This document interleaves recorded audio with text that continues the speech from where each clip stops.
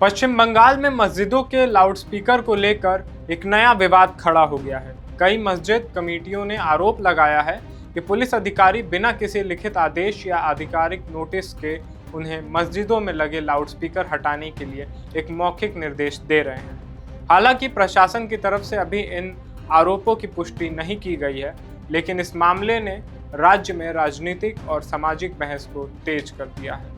नमस्कार, आप देख रहे हैं द हिंदी टॉप और मैं हूं आपके साथ आदर्श मिश्रा। मामला कोलकाता के पारनाश्री पुलिस स्टेशन से सामने आया है, जहां सोमवार रात कथित तौर पर कई धार्मिक संस्थाओं के प्रतिनिधियों की एक बैठक बुलाई गई थी। मस्जिद कमेटियों के प्रतिनिधियों का दावा है कि इस बैठक में पुलिस अधिकारियों ने उन्हें 4 अगस्त तक मस्जिदों से लाउडस्पीकर हटाने को कहा। काजीपारा रोड स्थित गारागाछा जामा मस्जिद के एक प्रतिनिधि के मुताबिक इस बैठक में कई मस्जिद कमेटियों के साथ साथ दरगाह और मंदिर कमेटियों के सदस्य भी मौजूद थे। उनका कहना है कि पुलिस अधिकारियों ने सभी प्रतिनिधियों से कहा है कि तय समय सीमा के अंदर लाउडस्पीकर हटाने की व्यवस्था की जाए, लेकिन विवाद तब बढ़ गया जब मस्जिद कमेटियों ने पुलिस से पूछा कि आखिर इस कार्रवाई का आधार क्या है। क्या इसके लिए कोई सरकारी आदेश जारी हुआ है? क्या कोई लिखित नोटिस दिया गया है?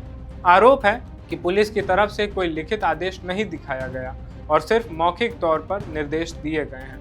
मस्जिद कमेटियों का कहना है कि अगर ध्वनि प्रदूषण को लेकर कोई समस्या है तो वो नियमों का पालन करने के लिए तैयार हैं, लेकिन बिना किसी आधिकारिक आदेश के इस तरह की कार्रवाई सवाल खड़े करती है।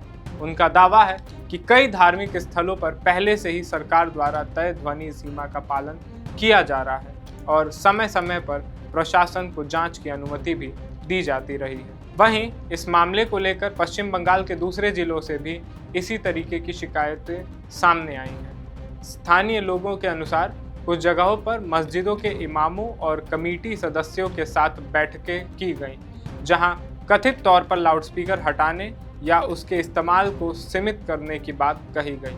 हालांकि इन सभी दावों की स्वतंत्र रूप से अभी पुष्टि नहीं हो सकी है। इस पूरे मामले पर अब सियासत भी शुरू हो गई है। इंडियन सेकुलर फ्रंट यानी आईएसएफ के चेयरमैन और भांगड़ विधायक ने पश्चिम बंगाल पुलिस के वरिष्ठ अधिकारियों को पत्र लिखकर जवाब मांगा है। उन्होंने कोलकाता पुलिस कमिश्नर और राज्य के डीजीपी से पूछा है कि क्या वास्तव में मस्जिदों से लाउडस्पीकर हटाने को लेकर कोई आधिकारिक निर्देश जारी किया गया है। आईएसएफ विधायक का कहना है कि अगर किसी धार्मिक स्थल पर ध्वनि प्रदूषण से जुड़ी शिकायत है तो प्रशासन को कानून के मुताबिक कार्रवाई करनी चाहिए। पहले नोटिस देना चाहिए, संबंधित पक्ष को अपनी बात रखने का मौका मिलना चाहिए और उसके बाद ही कोई कदम उठाया जाना चाहिए। उन्होंने आरोप लगाया कि अगर पुलिस बिना किसी लिखित आदेश के धार्मिक संस्थानों पर दबाव बनाती है तो इससे लोगों में डर और भ्रम की स्थिति पैदा हो सकती है। साथ ही उन्होंने संविधान में दिए गए समानता, स्वतंत्रता और धार्मिक अधिकारों का भी हवाला दिया है। इस मामले में सबसे बड़ा सवाल ये है कि आखिर पुलिस की ओर से दिए गए कथित निर्देश किस आधार पर थे। क्या इसके पीछे कोई आधिकारिक आदेश है या फिर स्थानीय स्तर पर अधिकारियों ने अपने स्तर से ऐसा कदम उठाया।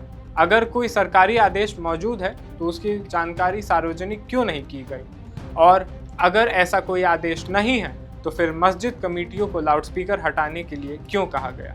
आईएसएफ ने यह भी कहा कि अगर प्रशासन की ओर से संतोषजनक जवाब नहीं मिला है तो वो कानूनी रास्ता अपना सकते हैं और मामले को कलकत्ता हाईकोर्ट तक ले जाने पर विचार कर सकते हैं। फिलहाल प्रशासन की ओर से इस पूरे विवाद पर कोई विस्तृत बयान सामने नहीं आया है, लेकिन लाउडस्पीकर का ये मुद्दा एक बार फिर देश में धार्मिक स्थलों, ध्वनि प्रदूषण के नियमों और प्रशासनिक प्रक्रिया को लेकर बहस छेड़ चुका है। अब देखना यह होगा कि पश्चिम बंगाल सरकार और पुलिस इस मामले पर क्या सफाई देती है और क्या कोई आधिकारिक आदेश सामने आता है या नहीं। इस मुद्दे पर और भी अपडेट्स जानने के लिए आप हमारे साथ जुड़े रहें और अभी तक अगर आपने हमारे चैनल द हिंदी टॉप को यूट्यूब पर सब्सक्राइब नहीं किया है तो ज़रूर सब्सक्राइब कर लें। इसके साथ ही सोशल मीडिया प्लेटफॉर्म्स जैसे कि एक्स, इंस्टाग्राम और फेसबुक पर भी द हिंदी टॉप को ज़रूर फॉलो करें।